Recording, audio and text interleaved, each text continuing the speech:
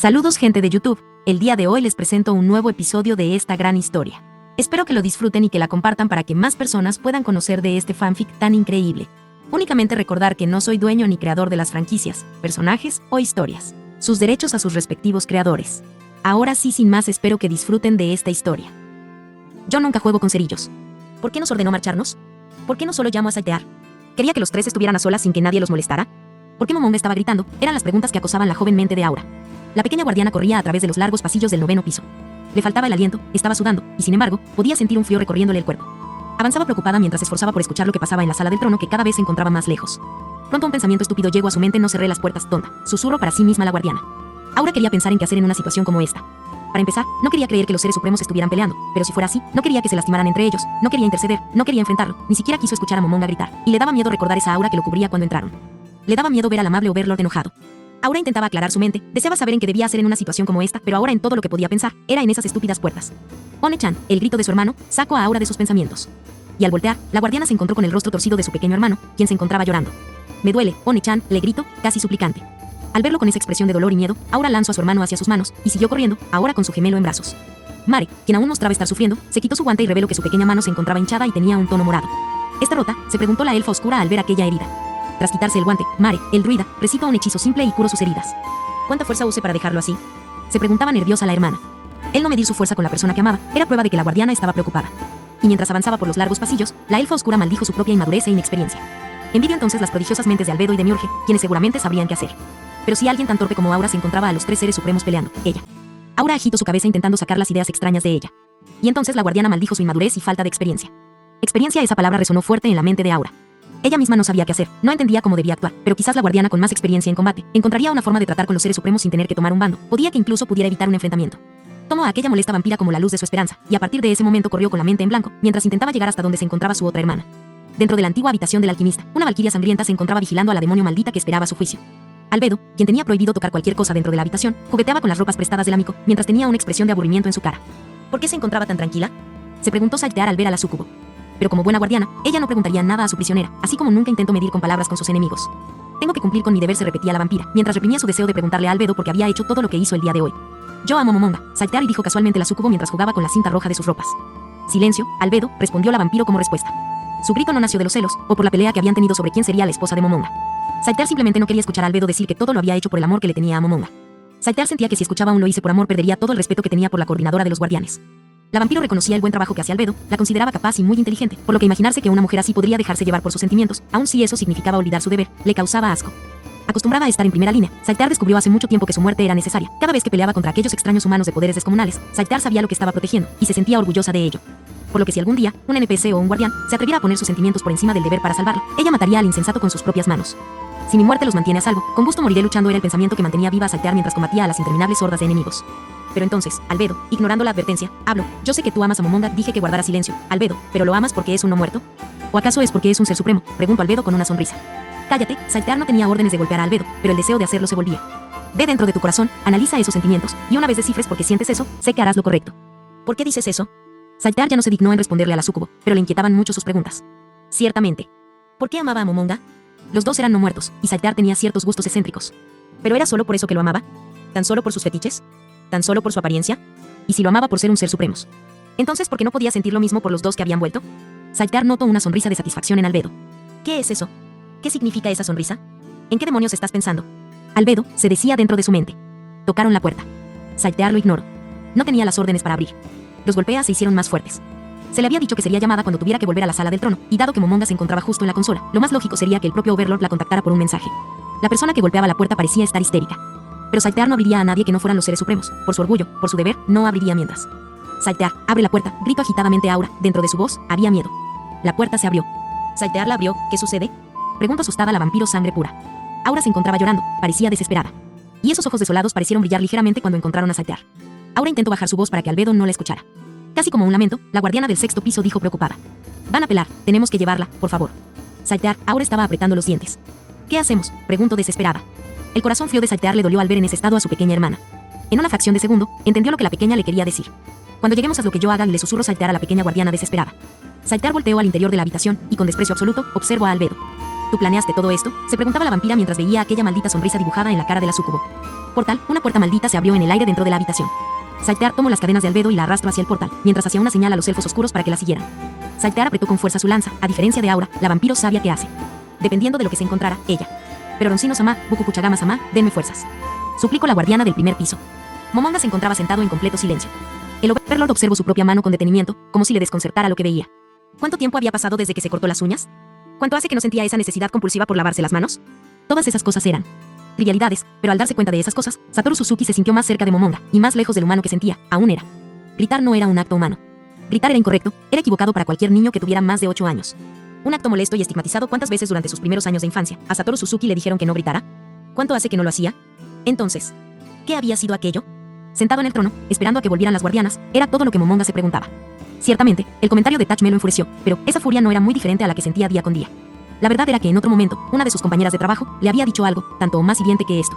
Y aún en aquella ocasión, Satoru Suzuki solo se mantuvo callado y sonriendo, mientras todos veían cómo era insultado por aquella personal. Quizás esa era la respuesta. Satoru Suzuki se hubiese mantenido en silencio ante las palabras de su amigo. Pero tras combatir al hombre de la lanza, enfrentarse a Rubedo, y a una posible traición de Albedo, era Momonga quien estaba a cargo, había sido el Overlord quien había gritado, y ese no muerto, rey de la tumba, no se quedaría callado mientras alguien cuestionaba el amor que éste tenía por aquellos hijos que le fueron encomendados. Aunque ahora que lo pensaba de esa manera, otra pregunta nació en la mente de Momonga. ¿Cómo se había atrevido a retar a Tachme? Aún con su propio ítem mundial, y sentado en el trono de los reyes, Momonga tenía pocas posibilidades de ganar, estando a tan corta distancia. Pero eso habría otra pregunta. ¿Por qué Tachme había saltado hacia atrás? ¿Por qué haría eso un guerrero cuerpo a cuerpo como lo era Tachme? Por más que lo pensaba, Momonga solo podía pensar en una posible respuesta para ese extraño comportamiento. Miedo. Quizás. Por ese breve momento, Tachme dejó de pensar como el duelista que era, abandonó la lógica que regía los combates en Yggdrasil, y cometió lo que posiblemente hubiese sido un suicidio si Momonga hubiera tenido la intención de lastimarlo. ¿O quizás solo estaba confiado en su abrumadora fuerza? Sí, quizás era eso. Un portal se abrió frente al trono. Con la velocidad de un rayo, la primera en salir por él fue Saltear, envuelta en su armadura carmesí. Seguido a ella, Albedo, aún con el traje de Miko, caminaba arrastrando las pesadas cadenas que tenían como propósito contenerla. Y tras unos segundos, Aura y Mare hicieron acto de presencia. Los elfos se veían agitados. Aura estaba sudando. En ese momento, solo a Ulbert le pareció extraño que tardaran un poco en anunciarse. Saltear, antes de decir una sola palabra, miró con intriga a los seres supremos. Le pareció extraño que estuvieran tan distanciados uno de otro, y aunque había algo de tensión en el aire, nada indicaba que se fuera a desatar una pelea. Aún así, Saltear no dudaba de las palabras de Aura. Sabía que aquel miedo que había visto era auténtico, por lo que supuso que esto bien podía ser un acto de los seres supremos, para no demostrar debilidad frente a Albedo. Pero aun si eso era así, como guardiana, si los supremos no se encontraban peleando, Saltear solo tenía un trabajo. La vampira y la súcubo se arrodillaron, y al verlas, Aura y Mare las imitaron. He traído a Albedo como ordeno, Momonga-sama, declaró Saltear. Algo extraño estaba oculto en esas palabras, y al notarlo, Ulbert se adelantó, y no dejó que Momonga diera la primera palabra. ¿Un portal? ¿Por qué usaste un portal para traerla? Saltear, preguntó curioso el demonio cabra. Saltear no era tan ingeniosa para mentir, por lo que dio una respuesta que sale auténticamente desde su corazón, una respuesta digna para ser escuchada por un ser supremo. Hacer esperar a los seres supremos es una ofensa. Por ello, pensé que era mejor usar el portal para evitarnos el largo recorrido de regreso. ¿Estuvo mal? ¿Debí pedir permiso para hacerlo? Ulbert-sama la vampiro respondió tal cual lo haría otro guardián. Ulbert lo consideró, esa respuesta tan digna, pudo haber venido del propio Demiurge. Entiendo, dijo fríamente Ulbert, casi dejando en claro que hasta ahí llegaba su pregunta. Saltear bajó la mirada al suelo. La vampira se sintió atacada debido a la pregunta. Era casi como si Ulbert hubiese querido corroborar el verdadero propósito de sus acciones, como si buscara algún motivo oculto. Y no se equivocaba. Saltear mentía, le dolía en el corazón mentirle a un ser supremo, sobre todo a uno que había sido buen amigo de Peroroncino, pero por el bien de todos, no podía decir que usó el portal por el miedo a ver pelear a los tres seres supremos. Simplemente, no podía declarar eso, o podría meter en problemas a Aura. Saltear protege a Aura fue una de las últimas órdenes que Saltear recibió de Peroroncino, y la única razón por la que se atrevía a mentirle a los seres supremos, Momonga incluido. Tras ese pequeño momento de duda, Momonga se puso de pie, e instintivamente, los guardianes presentes bajaron un poco más sus cabezas. Pueden ponerse de pie, declaró Momonga. Aura, Mare y Saltear lo hicieron, solo Albedo permaneció con su frente tocando el suelo. Esa orden también fue para ti, Albedo, agregó Momonga. Albedo estaba siendo juzgada en este momento, realmente no se creyó digna de recibir tal gentileza por parte del Supremo. El Poden hizo ver que esas palabras no eran una orden, sino una muestra de cariño del Overlord. Claro que Albedo no se vio mal por pararse de inmediato, aunque sí causó ciertos gestos de duda en Tachme y Ulbert. Lo lamento, Momonga-sama, dijo Albedo mientras se ponía de pie. Solo, no me sentí digna de levantar la cabeza frente a usted, en una situación como esta. El tono dulce, esa mirada llena de pena, las lágrimas a punto de salir. Había algo en ese rostro y esas palabras que hacía hervir la sangre de dos seres supremos, aunque cada uno, por distintas razones. Albedo, dijo fríamente Momonga, como si no hubiese escuchado aquellas dulces palabras de la súcubo. Sí, Momonga-sama, le respondió triste por escuchar aquel tono aún duro y frío. No confiaste en mi Yakuzo Momonga. Con pánico, y a pesar de encontrarse en una situación delicada, Albedo respondió rápidamente y no diga eso por favor. Momonga-sama, le suplico, yo pensé que Yuri Alpha. Momonga alzó la mano y cortó en seco a la súcubo antes de que se excusara. No he dicho que dudaste de Yuri Alpha, he dicho que dudaste de mí. Mientras las luces rojas en las cuencas de Momonga brillaban con intensidad, un miedo al desconcierto hizo que Albedo se quedara boquiabierta mientras observaba al ser supremo. Al ver que me hirieron, continuó Momonga. Tú, ¿realmente creíste que moriría por algo como eso? Momonga-sama, balbuceó confundida Albedo. Has declarado que despertaste a Rubedo por miedo a que fuéramos asesinados. Atacaste a tus compañeros, desobedeciste las órdenes que se te dieron, y te atreviste a pensar que no podríamos salir vivos de aquella situación si no hacías algo al respecto. Por eso yo te pregunto, ¿Albedo tan frágil te parezco? El aura azabache se manifestó. Tachme sonrió desde el interior de su casco. Ulbert también parecía disfrutar del momento. Ambos notaron de inmediato el juego de Momonga. Albedo no esperaba esto. Momonga no estaba declarando la traidora o torpe. No cuestionaba su decisión en base a la lógica, sino al respeto que todos debían tener con los seres supremos. Además, esas palabras, esa forma de hablar. Para Albedo, ese trato por parte de Momonga significaba algo más allá de sus acciones de esta noche. Ahora que lo pensaba, ¿por qué solo estaban presentes Aura, Mare y Saltear? ¿Por qué solo se encontraban los guardianes sobre los cuales Albedo no tenía influencia? Por un momento, la idea de haber sido descubierta cruzó por la mente de Albedo, mientras se preguntaba en dónde se podrían encontrar Pandora, ese actor y Aureole.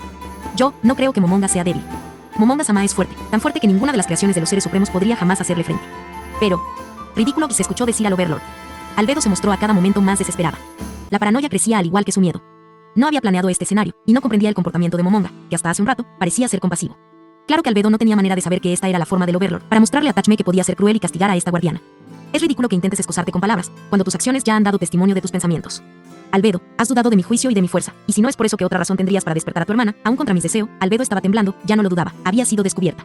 Agachar la cabeza y suplicar a su amado que no lo odiara era todo lo que quería hacer Albedo, pero antes de que pudiera hacer tal cosa, Albedo, por dudar de mí, te declaro culpable, y las miradas de sus amigos, llenos de dudas, se dirigieron hacia Momonga. Albedo agachó la cabeza, y con dolor, Saltear apretó su lanza y se preparó para recibir la orden de ejecución. Mientras su frente tocaba el suelo, y lloraba desconsolada por su estupidez. Albedo se arrepintió por creer que podría engañar al gran maestro que unió a los seres supremos. Perdón, fue todo lo que dijo la súcubo, mientras esperaba su final. Momonga-sama, susurró Saltear con dudas. ¿Puedo pedirle ser yo quien realice la ejecución? Confío en poder hacerlo con un solo. Ridículo, ¿en qué momento dije que la ejecutaríamos? Albedo subió la cabeza y miró con desconcierto al Overlord. Momonga vio a la guardiana con el rostro torcido por el dolor y la duda. Albedo, eres culpable por dudar de mí, y por eso serás castigada, o entonces. Eres inocente de traicionarnos, comprendemos el significado de tus acciones, mereces el perdón por algo que hiciste con miedo, pero que dudes de nosotros, que dudes de quienes gobiernan a Nazarik. Eso a futuro podrá causarnos problemas. Albedo, aprenderás a no dudar de nosotros, pero lamentablemente esa lección no es algo que podrás obtener por las buenas, así que espero que estés lista para tu castigo. Con lágrimas, y mientras lloraba, Albedo una vez vio lo magnífico de su amo. Si fuera su enemiga. Pensaba Albedo, no tengo duda de que sería destruida en un momento, y mis planes no hubiesen tenido la oportunidad de empezar, antes de ser descubiertos. Albedo agradeció haber nacido bajo el cuidado y compasión de este ser supremo, si después de eso, puede aceptarme de nuevo. Cualquier castigo lo aceptaré, y si puedo volver a serle útil después de eso, mi corazón latirá contento. Momonga sonrió maliciosamente. La tortura y la muerte eran penas que se guardaba para sus enemigos. Pero para la hija de Tabula, tenía planeado algo más perverso.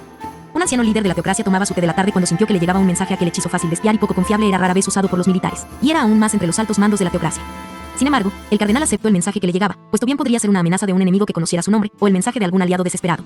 El cardenal, con dolor, descubrió que la realidad correspondía a su segunda opción. Con un tono carente de emoción, una voz familiar declaró: 3 gorriones sobrevivieron a la tormenta, han prevalecido las hojas del árbol, pero de las demás aves, perdimos todas las plumas. El mensaje terminó. Era un mensaje en código, era palabras que tenían un significado. El viejo líder se dejó caer en su silla exhausto, e hizo llamar a uno de sus ayudantes. Llama a una reunión urgente, y le dijo el viejo líder a su ayudante, el cual salió corriendo de la sala a dar el mensaje. El anciano líder reflexionó sobre las palabras que escuchó. 3 gorriones sobrevivieron a la tormenta, solo quedaban vivos 3 miembros de la escritura negra. Han prevalecido las hojas del árbol, no han perdido ni utilizado los ítems mundiales de los dioses. De las demás aves, hemos perdido todas las plumas, han muerto los demás miembros de la escritura, sus cuerpos se habían perdido y ya no podrían ser revividos. Mientras esperaba a que sus compañeros se reunieran, el gran cardenal se quedó sollozando sobre su silla, temeroso de lo que ahora pasaría con la humanidad. Mientras el dolor le consumía, solo podía preguntarse qué criatura había acabado con tan preciadas vidas. En Nazarek. Un grito desesperado, un aullido colmado de dolor hizo eco por los largos pasillos del 9º piso. Momonga-sama, se lo suplico. No lo haga. Gritaba desesperadamente Albedo, mientras era arrastrada con cadenas por la guardiana del primer piso. Por como gritaba, uno podría teorizar que Albedo estaba siendo arrastrada a su muerte. Aunque morir era un precio que ella sin dudar pagaría si eso impedía que le fuera aplicado el castigo al que fue condenada. No olviden entregarle el anillo de resistencia al frío cuando la encierren, recordó Momonga a Saltear, quien llevaba a su prisionera al interior de una fría celda en el piso custodiado por Cositus. La vampiro sintió, dando a entender que tomaría seriamente ese recordatorio, pero sin embargo, la misma Saltear tenía una expresión complicada en su rostro, como si hubiese algo que no le gustara. Albedo, tras escuchar su sentencia, no dejó de gritar y suplicar, se veía completamente destrozada mientras era llevada por Saltear. Los molestos gritos no dejaron de escucharse hasta que la vampira arrojó a su prisionera por un portal que conectaba a la prisión helada. Una vez Albedo y Saltear desapareció a través del portal, nuevos gritos reemplazaron a los de Albedo. Momonga-sama, sé que el crimen de Albedo fue grave, pero no veo por qué tenga que hacer esto, gritó Aura con gran dolor. Ne-chan tiene razón. Touchme-sama, Ulbert-sama, por favor, suplicaba Mare con preocupación. A plena vista, los movimientos de ambos mostraban cierta desaprobación al castigo que había dado Momonga sin consultarlos. Había sido un castigo lo suficientemente cruel para hacer sentir mal al demonio, y tan sádico, que pareció excesivo a los ojos del guerrero que hasta hace poco se quejaba por la poca reacción de su compañero. Pero aún así, ninguno de los dos pudo negar lo acertada que había sido esa sentencia que dictó Momonga. Por tanto, no pudieron darle gusto a los gemelos elfos, y tan solo permanecieron calmados mientras negaban con la cabeza a las peticiones de los hermanos. No, Mare se dejó caer, y quedó arrodillado frente a los seres supremos. Aura se sujetó la cabeza como si le doliera, parecía más ser la más afectada de los dos. Tan fuertes habían sido las reacciones de estos dos guardianes, que Momonga temía ahora a lo que harían los demás cuando se enteraron de la sentencia que había dictado. A los seres supremos les dolió ver a los pequeños elfos sufrir de esa manera, pero nada podían hacer por aliviar su dolor, tan solo podían justificarlo para que ellos mismos no se sintieran tan mal. No fue solo Albedo la que cometió errores, dijo Tachme con un tono lleno de autoridad. Sé que también es duro para ustedes, y será duro para los demás, pero tendrán que entender que esto también es, Momonga, intuyendo como Tachme terminaría su frase, interrumpió. Esto también es parte de su educación, y entiendo que sea difícil para ustedes, pero confíen en que es necesario para que crezcan. Y las palabras del Overlord no sirvieron de mucho para animar a los dos guardianes, pero sí fueron lo suficiente para que estos pudieran culparse a sí mismo por lo que estaba por pasar, de tal manera que dejaron de suplicar. Más entonces un nuevo portal se abrió, y de él salió una persona que no tenía deseos de ver que esta locura continuara. Saltear salió agitadamente del portal. Había sido rápida al momento de encerrar a Albedo en una de las celdas heladas del piso de hielo. Fue tan rápida por una buena razón. Quería hacer desistir a Momonga de su decisión. Momonga-sama. En presencia de los seres supremos, suplico que el castigo de Albedo sea reducido. Solicito Saltear mientras se arrodillaba. Imposible, replicó Momonga. La decisión ya fue tomada. ¿Saltear o acaso pretendes que me retracte de mi palabra? La vampiro apretó los dientes por la frustración. Con todo respeto, Momonga-sama cree prudente arriesgarse a sí mismo por un castigo. Momonga agradeció en ese momento que solo Demiurge hubiera entendido lo que significaban las palabras de Clementine. Ahora mismo, solo él podría ser capaz de comprender que el castigo de Albedo no los podría lastimar. Albedo había sido condenada a permanecer encerrada mientras los supremos enfrentaban a los insensatos que causaron todo este desastre. Mientras los demás guardianes observaban con órdenes de no interceder en el combate, Albedo permanecería en su celda sin poder saber nada, sin conocer el destino de los supremos hasta que estos volvieran o murieran.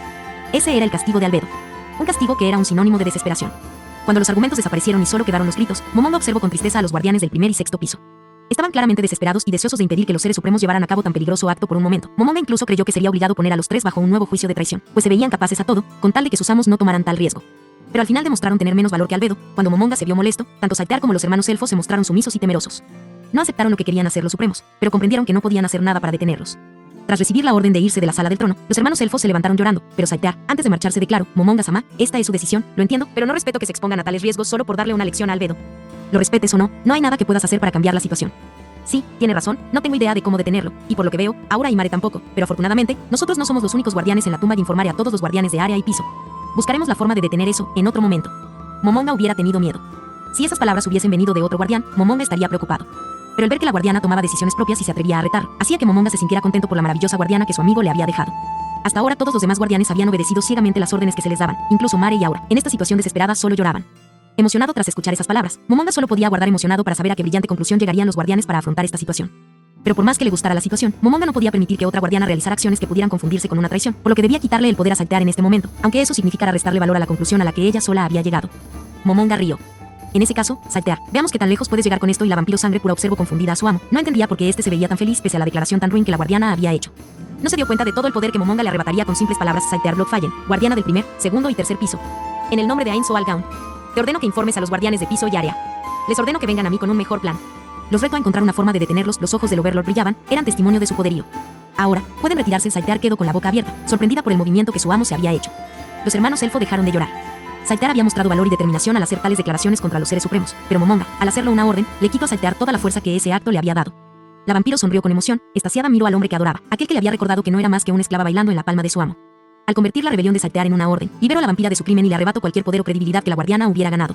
En un simple acto, fue completamente derrotada. Pero ahora que se le había ordenado, definitivamente, cumpliré esta orden a toda costa, Momonga-sama. Sin importar que tengamos que mantenerlos encerrados, declaró Saltear con felicidad. Riendo, alegre por la nueva actitud de Saltear, Momonga le respondió: entonces, no te atrevas a decepcionarme, Saltear. Llega aquí con la mejor resistencia que puedas crear. Demuestra de lo que una guardiana es capaz, Saltear. Felizmente, Saltear se retiró de la sala para trazar su plan, y siguiéndola, con emoción y los niños renovados, los elfos la siguieron. Al verlos tan emocionados, Momonga se alegró, aunque también comenzó a arrepentir. No quería imaginarse en qué locura pensarían los guardianes para mantenerlos a salvo. Siento que voy a lamentar haber dicho eso, se dijo a sí mismo el Overlord. Tras cerrarse las puertas de la sala del trono y quedar completamente solos, los otros dos seres supremos, que habían permanecido en silencio todo este tiempo, estallaron, mostraron su ira. Momonga, ¿tienes idea de lo que acabas de hacer?, le reprochó el demonio cabra. ¿Has pensado en qué medidas querrán tomar para mantenernos a salvo?, acusó el santo guerrero. Vamos, no creo que nuestra situación sea tan mala. Al final, si sus medidas son demasiado extremas, siempre podremos usar nuestra autoridad para negarnos a todo, ¿verdad? Esa pregunta al final demostró que Momonga no confiaba en este pensamiento. Los dos seres supremos suspiraron pesadamente. Ya nada podía ser cambiado. Esperemos que así sea, Momonga, y le respondió cansa el caballero insecto Tachme. Al menos es mejor que lo hagan por nuestro mandato a que lo realicen a nuestras espaldas. Además, Demiurge sabe que tenemos ventaja sobre el lancero, así que seguramente guarda silencio y nos ayudará a que las medidas no sean tan extremas. El nombre de ese genio salió a la luz. Momonga recordó que debía buscar un momento para agradecerle a Ulbert por crear de esa manera al guardián que tanto les había ayudado hasta ahora. Entonces, ¿qué haremos por ahora, Momonga?, preguntó Tachme. ¿A qué te refieres? ¿Les ordenaste organizar una reunión? Puedo adivinar entonces que no planeas atacar de inmediato al lancero, ¿verdad? Un momento de silencio se formó. ¿O lo olvidaste, cierto?, acusó Ulbert, y el Overlord respondió con silencio. ¿Olvidaste al lancero?, gritó Ulbert. Estaba muy preocupado con todo lo que pasó. Entre Albedo y Rubedo, no pensé en ese sujeto. Es la única persona que nos ha podido hacer frente. Tenían ítems mundiales. ¿Cómo pudiste olvidar? Tachme interrumpió. Está bien, de hecho es lo mejor. ¿Y qué? ¿Por qué dices eso, Tachme? Tenían 2 ítems mundiales y una habilidad muy rota. ¿En qué mundo dejarlo ir está bien? Piénsalo, Ulbert. Sabemos cómo encontrar al lancero. No hubo respuesta. Incluso si volvemos al reino, ¿tenemos garantía de encontrarlo? No. Pero esa mujer Clementine dijo que esos sujetos eran de la teocracia. Podríamos ir y quizás no los encontremos. Fueron a la capital por algo. Incluso si Clementine dijo la verdad, seguramente se tomarán un tiempo antes de volver a su nación. Tiempo que vamos a necesitar para recargar nuestras magias mundiales. Tachme tenía la boca llena de razón. El tiempo de recarga de esos hechizos era de 3 días, y si la información de Clementine era correcta, las necesitarían para asesinar a ese sujeto de la lanza con seguridad, pues si tiene objetos antimuerte, Momonga no sería demasiado útil, y lo mejor sería eliminar a ese hombre rápidamente antes de que muestre alguna otra carta del triunfo para poder arrebatarles los ítems mundiales. En ese caso, sugiero esperar una semana. En ese tiempo nos relajaremos un poco, le sacaremos más información a Clementine y no hubo objeción. Tras eso, todos, cansados por las penas que habían pasado, determinaron un descanso de 12 horas y anunciaron un cierre total de la gran tumba de Nazarik durante ese tiempo. Momonga quería ir a tomar un largo baño. Ulbert estaba deseoso de ir al piso de Demiurge para disfrutar y relajarse en esos dominios. Tachme deseaba volver a su cuarto y llamar a una cierta sirvienta que le ayudaba con los deseos que crecían en él. Más antes de separarse, de manera retadora, Momonga le preguntó a su amigo: ¿ese te pareció suficiente castigo? Tachme no respondió, solo rió y se alejó. No podía negar que Momonga había sido cruel, que ese castigo era apropiado. Y aunque esto le convencía de que Momonga no tenía deseos lujuriosos por Albedo, esto también causaba cierto miedo en Tachme. Un grifo, gritó Aesio, el vigía estrella del pueblo carne y antiguo ranger de un equipo de aventureros. La primera luz de alba hizo brillar como una llama a las armaduras de los dos hombres sobre la bestia alada.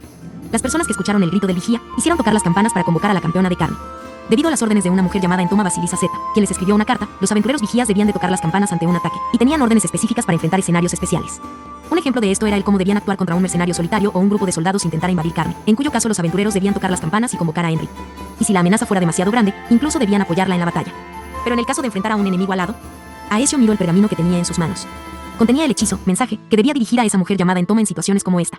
Pero el vigía no quería hacer uso de él, no quería que aquellos que valientemente se acercaban terminaran asesinados por aquellos seres de monstruosa que superaban incluso a Henry.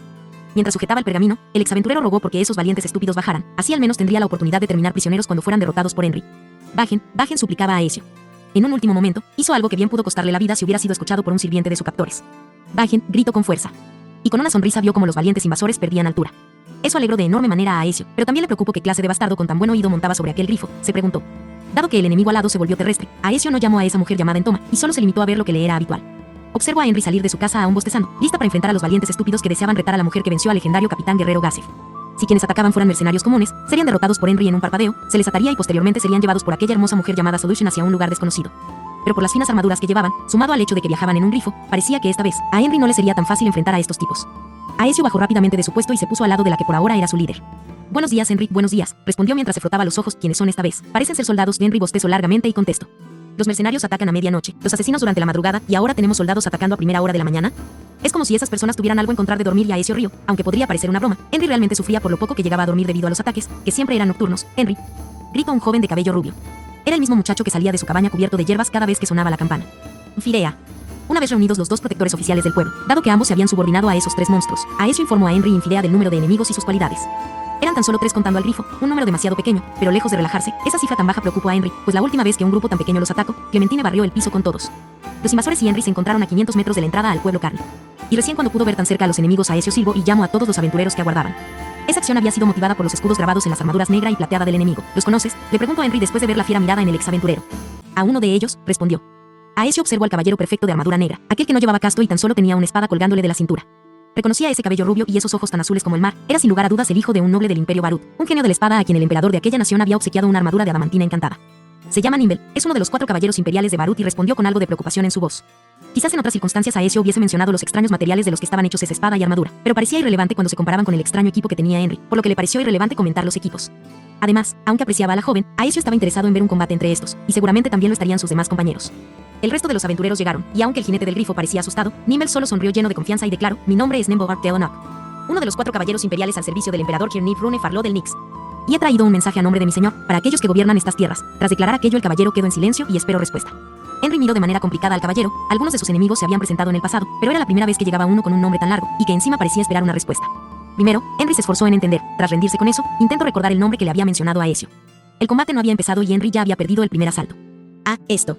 Nick-san, dijo Henry refiriéndose al caballero. ¿Qué?, preguntó casi a sí mismo Nimble. ¿Qué dijo?, preguntó confundido, esta vez al jinete del grifo. Creo que lo confundió con el emperador, respondió el jinete con miedo por la expresión de su compañero. ¿Qué? ¿Pero qué clase de...? Nimble torció su rostro por la furia. Error.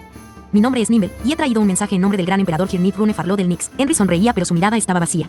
¿Por qué todos tienen que ser tan raros?, se preguntó la campeona de carne. Jaja, ya entiendo. Entonces, Henry hizo un momento de silencio intentando recordar. Nimble-san, al ver que la furia de su enemigo no creció, Henry continuó. Sí, Nimble-san, lamentablemente los gobernantes de este lugar no se encuentran presentes, así que... ¿podría volver en otro momento? Los aventureros lucharon por contener la risa. pero sí será. Nimble sonrió nervioso. Tenía órdenes de realizar una visita pacífica, pero de no ser así, ya habría tomado la espada en su cintura. Más en su lugar, lo que tomó fue un pergamino. Escucha, niña. Hemos venido desde el Imperio Barut para entregarle esto a quien dirija las defensas de este lugar. Esto es parte de una misión de paz. ¿Entiendes? Necesitamos que alguien con autoridad lea esto y nos ayude a llegar a un acuerdo. Hemos venido para organizar una reunión entre el emperador de Barut y los conquistadores del pueblo carne. Así que ve y llama a quien esté a cargo, declaró el frustrado caballero. Henry quedó en silencio. Hasta ahora había enfrentado mercenarios, espadachines osados, asesinos y una psicótica que casi la mató. Pero ante esto, Henry casi sentía que extrañaba el ataque de Clementine. Desde que fue nombrada campeona de carne, Henry no había hecho más que pelear, entrenar y obedecer las órdenes que le llegaban, pero no tenía la más mínima idea de cómo tratar con un extranjero que no quería pelear. Y por lo poco que sabía, entendía que una mala palabra podía iniciar una guerra y eso la asustaba. Sencillamente, una campesina ajena a la vida política no sabía cómo debía tratar con un emisario de paz. En primer lugar, le daba miedo tratar con alguien tan cercano al gobernante de una nación. No quería que sus acciones le causaran problemas a su benefactor y... ¿Por qué no simplemente me atacas? ¿Por qué lo complicas? Pensaba Henry mientras mantenía su sonrisa y mirada vacía.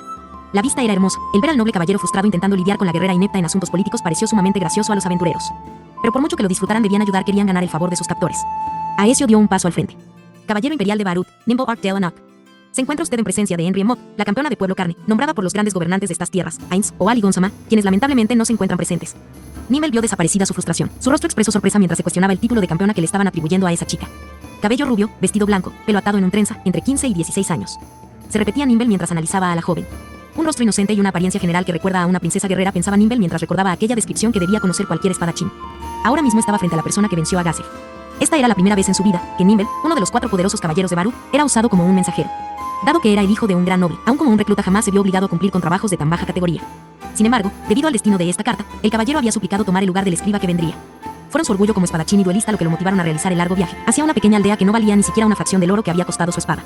¿Y qué era lo que había encontrado tras su largo viaje? ¿Cuál fue su recompensa por montar aquel pestilente grifo hasta aquí? Algo que muchos otros hubiesen considerado una decepción. Encontró a una joven, bastante linda para provenir de un pueblo como este, pero cuya belleza no se lograba comparar con las grandes damas de la corte imperial. Los ojos aún puros de la muchacha indicaban aún castidad en lo que se refiere a la batalla. Era por así decirlo una virgen, pues claramente no había tomado una vida.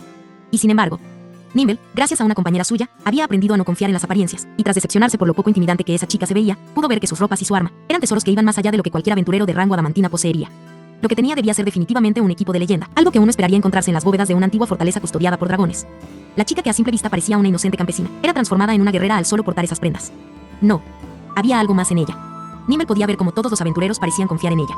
Cada hombre que la rodeaba tenía colgando de su cuello una pequeña placa de Mitir, la cual los delataba como aventureros de gran poder y prestigio. Y por su formación, alguien habituado al campo de batalla podría ver que aquellos hombres estaban sosteniendo su formación en base a Henry. Por la formación que había sido adoptada, era claro que la chica era el centro y el pilar, era la fuerza del grupo, era quien daba el primer paso y quien cubría las retiradas. Y si estos veteranos guerreros que luchaban contra lo sobrehumano confiaban tanto en ella, entonces debía ser claro, y solo un necio lo dudaría. La doncella blanca que venció a Gazef, Nimble sonrió complacido. Henry Mott, cierto. Los ojos del caballero buscaron de nuevo una respuesta en aquella joven con la mirada perdida. Y con la misma sonrisa que no había logrado borrar, la doncella, la gran guerrera, respondió: el honor es mío. Se hizo una larga pausa. Nembosean, ¿en serio lo olvido tan rápido? ¿O solo me está provocando?, se preguntó el guerrero mientras la veía. Henry no tenía capacidades como diplomática, aunque había sido una buena líder durante las batallas. Quienes habían tomado el mando de las operaciones habían sido los aventureros, los cuales estaban acostumbrados a tratar con diversos problemas, como los que conllevaba administrar una aldea pequeña. Nota del autor: los aventureros tienen épocas sin trabajo. Durante los inviernos, cuando las criaturas de bajo rango hibernan, la mayoría de los aventureros de bajo nivel tienden a tomar trabajos temporales. En el grupo de Nairner, quienes ahora se encuentran prisioneros en carne, hay personas que trabajaron como alfareros, panaderos, carniceros, comerciantes, e incluso cuidadores dentro de invernaderos de algunos castillos durante sus épocas como novatos. Por lo general, Henry tan solo se limitaba a cumplir con sus tareas en el campo y a enfrentar los desafíos que llegaban por parte de asesinos y mercenarios, por lo que la recepción de un grupo extranjero diplomáticos quedó en manos de las personas con más experiencia creando y cerrando tratos. Las únicas 2 personas en carne que sabía cómo lidiar con nobles y soldados por igual. Dentro de la cabaña más grande del pueblo, al interior de una gran sala, sentados sobre sillas de madera y frente a una mesa rústica, Nimble y el jinete del grifo entregaron el importante mensaje a Henry. Henry tomó el pergamino de Nimble, y fue ella quien rompió el sello, tal como lo exigía la etiqueta, para después entregarle el importante mensaje a quien había sido nombrada escriba de manera temporal por la misma campeona de carne. Leslie Bear leyó la carta con una velocidad atemorizante, y una vez terminó con ella se la dio a su nieto, quien estaba sentado a su lado. Ambos habían leído el documento y tras eso, se quedaron un rato en silencio. Nimble se sorprendió de que la propia Henry no se dignase en leer la carta. Parecía que ni siquiera había intentado mirarla al momento de romper el sello, y aunque esto, en un principio pareció un insulto, tras pensarlo un poco, el caballero consideró lo que una guerrera pura debía pensar de esa clase de situaciones. Como hijo de un noble, Nimble jamás se podría alejar por completo de la política, pero los grandes guerreros de la historia y espadachines contemporáneos como Brennan Dwalls eran conocidos por no hacer tratos con naciones, por no subordinarse ni someterse a los deseos de reyes o emperadores. Los más grandes guerreros de la historia, e incluso uno de los 6 dioses, habían vivido vidas bohemias. ¿Acaso esta chica vivía bajo la misma filosofía? ¿Era una de esas personas? Nimble vio con admiración a Henry, que tan inocente y joven como se veía, había llegado a la misma conclusión que los más grandes guerreros que poblaban las leyendas, y recorría un camino que Nimble jamás podría, completamente despreocupada de títulos o política. Pero la verdad era un poco más simple. Henry no sabía leer. Así que todo el trabajo recayó en las manos de los famosos farmacéuticos de Evental. Por fin, el silencio se rompió con 2 simples palabras. Es imposible, declaró Leslie Bear mientras arrojaba el pergamino sobre la mesa. Nimble se sorprendió, casi tanto como Henry, el primero porque no esperaba que una simple escriba hiciera tal declaración sobre una propuesta del famoso emperador de sangre, la segunda porque ni siquiera esperaba que la anciana tomara acciones. Lizzie tan solo tenía la tarea de leer la carta y explicarle su contenido a Henry para que ella tomara una decisión. Lo que Henry tenía en mente era entender el contenido de la carta y de inmediato llamar a en toma. Pero por alguna razón Lizzie había tomado otro camino. ¿A qué se refiere con que es imposible? Es más, ¿por qué el escriba toma la decisión sin consultarle nada? Henry Dono, preguntó molesto el caballero imperial. Yo, no. Lizzie, San. Henry miró confundida a la anciana, quien no se dignó a devolverle la mirada. Lo he dicho claramente, es imposible que aceptemos una propuesta tan absurda como esta, declaró la anciana. Nimble sabía que el emperador en persona había escrito ese mensaje, no conocía su contenido, pero era consciente de que el gran emperador había escrito aquello con su puño y letra, por lo cual, enfureció ante esas palabras. ¿Cómo una simple anciana se atreve a rechazar la propuesta del más gran emperador que ha gobernado nuestra nación? Silencio. Tras el grito, hubo un momento de silencio en el que Lizzie miró con pena el pergamino sobre la mesa. Sí. He escuchado cosas muy positivas de ese famoso emperador. El más grande líder que ha tenido el imperio desde su fundación, declaró la anciana al inconforme caballero. Pero si esta es la mejor propuesta que nos pudo enviar, si este es su mejor plan para amedrentarnos, dijo Lizzie señalando con desde el pergamino. Entonces, después de todo, el imperio y ese niño emperador no son las dignas marionetas que espere de Fuad Pyramid. Henry no entendía de política, pero incluso un ignorante como ella comprendía lo que significaba referirse al emperador como una marioneta sin siquiera darle tiempo para pensar. Henry desenvainó su hoja y la interpuso para salvarle la vida a la abuela de Enfidea. Las dos espadas chocaron y quedaron congeladas a pocos centímetros de la cara de la anciana. A un lado, niña, gritó furioso Nimble por insulto a su emperador, mientras el jinete del grifo intentaba calmarlo y evitar un conflicto mayor. Lizzie-san, gritó Henry, indicándole a la anciana que debía retractarse de tales declaraciones, pero, Henry-sama, gritó la anciana. Ese título honorífico tan exagerado era muestra de que la anciana seguía en su papel como subordinada. Era un frío mensaje que le gritaba a Henry: confía en mí. Henry-sama, el emperador de sangre nos ofrece paz con su nación y protección de cualquier enemigo, ¿y eso qué tiene de malo? Gritó dentro de su mente la confundida chica. Y si las palabras de la anciana se hubiesen detenido ahí, Henry no habría tenido más opción de llamar a su benefactor y permitir cualquier castigo que éste ordenara para la anciana, pero a cambio, a cambio, el imperio exige que entreguemos al capitán guerrero Gasef Stronov, que los amos, Ainz o Ali Gonzama se subordinen al emperador de sangre, así como cualquier hombre, mujer o niño que se encuentre actualmente bajo su protección. Eso es lo que exige su famoso emperador, y si no lo hacemos en el acto, amenazan con invadirnos. Gritó con furia Leslie Vera mientras miraba al caballero confundido. Nimble había venido como un simple mensajero, y como tal no conocía el contenido de la carta, él tan solo tenía como tarea entregarla y llevar la respuesta de vuelta. Ahora comprendía la decepción del anciano. Él mismo no veía como si emperador hubiese podido escribir tales atrocidades. Pero ahora mismo era un caballero del imperio, no podía mostrar debilidad, ni mucho menos duda con respecto a los planes del emperador al que servía. Creyendo que había un motivo oculto, Nimble defendió el contenido de aquella carta. ¿Cuál es el problema?, respondió improvisando. Se les está ofreciendo la oportunidad de pertenecer al glorioso imperio Barut. ¿Qué tiene de malo subordinarse ante un imperio como? Palabras suaves detuvieron los gritos del caballero. Con una voz entrenada, creada para enfrentar a aventureros molestos y nobles histéricos, Lizzie Bareare declaró. Nuestros amos destruyeron a un ejército por cuenta propia. Henry-sama derrotó al campeón Gasef Stronov y a su banda de guerreros completamente sola, y dijo amenazante mientras miraba a los ojos al caballero. Así que no te atrevas a decir que son el pez más grande en esta negociación, mocoso. Incluso si Barut atacase a este pequeño pueblo con todas sus fuerzas, perdería gran parte de su ejército y quedaría vulnerable a un contraataque por parte del imperio. Y aún si no asegurarían la victoria contra la chica que venció al capitán guerrero, y el hombre que con un solo hechizo aniquiló un ejército, la mirada de Lizzie cambió de objetivo. Henry-sama, el imperio tan solo nos pide que entreguemos nuestras fuerzas y arriesguemos nuestras vidas a cambio de no ser atacados. Esto es tan solo una extorsión, una amenaza, declaró la anciana. Incluso Nimble no podía negar ese razonamiento, pero ahora tan solo le quedaba esperar a qué conclusión llegaría la guerrera. Yo, dijo suavemente Henry. Yo realmente no entiendo lo que están diciendo. Lizzie observó a la tonta niña aún con dudas, y cuando estaba a punto de gritarle con furia, pero hay algo que sí entiendo, y muy claramente. Yo sirvo única y exclusivamente a Ainz-sama, y sé que él jamás se arrodillaría ante alguien más. Henry recordó el rostro esquelético del Overlord, recordó a la persona que le había salvado la vida. Ella sabía a qué clase de criatura servía, sabía del inmenso poder que lo respaldaba, y ahora que Nimble había desenfundado su espada, entendió que tan solo debía seguir con la orden que esa persona le había dejado cuando la nombró campeona de carne. Con una fuerza sobrehumana, Henry empujó su espada y lanzó por los aires al caballero imperial, que con gran dificultad cayó sobre sus pies, cerca de la entrada. Lizzie, fiera, salgan de aquí y llamen en toma, ordenó Henry, pero ya no como una asustada campesina, sino como la guerrera que Gasef había entrenado, y la campeona que Momonga le había ordenado que fuera. El sueño de todo espadachín es ser el más fuerte. Era tanto así, que incluso dentro de la academia de esgrima a la que acudió Nimble, había algo que se decía a menudo: los lanceros buscan hacerse de fama, mientras tiembla detrás de los escudos de la infantería. Los arqueros sueñan con atravesar con una flecha el corazón de un dragón y hacerse con la gloria, pero desde la distancia, pues se orinarían del miedo si pudieran verlo a la cara. ¿Y los espadachines? ¿Los grandes esgrimistas? Ellos pelean por todo o nada, pues la única forma en la que uno puede medir su habilidad con las armas no era comparando el tamaño de sus presas, no era asesinando a un torpe troll que agitaba un garrote que recogió en alguna montaña. Los esgrimistas debían medirse contra otros de su misma naturaleza, y entre ellos solo había una cosa que mundialmente se respetaba. Un título, el único que de verdad importaba para un guerrero. El más fuerte. Sin importar a qué nación pertenecieran, todos apuntaban a aquel título y respetaban a quien los tentara, así fuera un enemigo. Pues al final, era el único pensamiento que mantenía vivos a los guerreros que vivían y morían por todo o nada. Porque entre los espadachines no existía el segundo o el tercero más fuerte, y aun si los hubiera, sería una vergüenza que ninguno de ellos apuntara al cuello de quien lo superaba. El segundo y tercer puesto era algo despreciable, y quienes los tentaban eran los cobardes o los más fuertes que habían muerto perdiendo su puesto como los mejores. Nimble ahora se encontraba frente a su gran sueño, la razón por la cual se ofreció para esta misión, y aunque había jurado buscar lo mejor para el imperio, desde el fondo de su corazón, el caballero sabía que ansiaba este momento. Realmente no le importaban los insultos o la negativa, él bien pudo ignorarlas, pero lo que realmente deseaba era enfrentar y matar a esta extraña criatura que había salido de la nada, pero que ahora se proclamaba como la más fuerte. Detuvo mi espada, se dijo a sí mismo Nimble mientras sonreía complacido hacia cuanto no encontraba un enemigo que durara más que una estocada. Más sin embargo, Nimble recordó entonces que no se encontraba solo, recordó que viajaba con alguien, y pensando en su compañero, Nimble dio un gran salto hacia atrás, intentando ganar distancia. Quería enfrentar a Henry, pero también debía considerar la vida de quien lo acompañaba. El jinete de Grifo, siendo fiel a sus principios y a la orden de mantener vivo a Nimble, llamó a su bestia alada sin recibir órdenes. El jinete silbó suavemente, era un sonido entrenado, algo que pudiera ser escuchado por su bestia aun si se encontraban a medio mundo de distancia. Desde la lejana entrada del pueblo carne, la bestia extendió sus alas y se alzó poderosa en el cielo, vislumbró el lugar donde se encontraba su jinete y se lanzó hacia él. Lamentablemente, Nimble y el jinete se encontraban dentro de una pequeña cabaña rodeada de aventureros, seres acostumbrados a lidiar con lo no humano, y eso incluía a los poderosos grifos. Pronto, desde el exterior comenzaron a escucharse gritos, y entonces el jinete se dio cuenta de su error.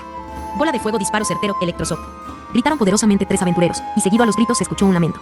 La bestia gimió de dolor y provocando un estruendoso sonido que anunció al jinete lo ocurrido, cayó al suelo. El jinete cerró los ojos con gran pesar mientras una lágrima solitaria le recorría la mejilla y el arrepentimiento lo llenaba.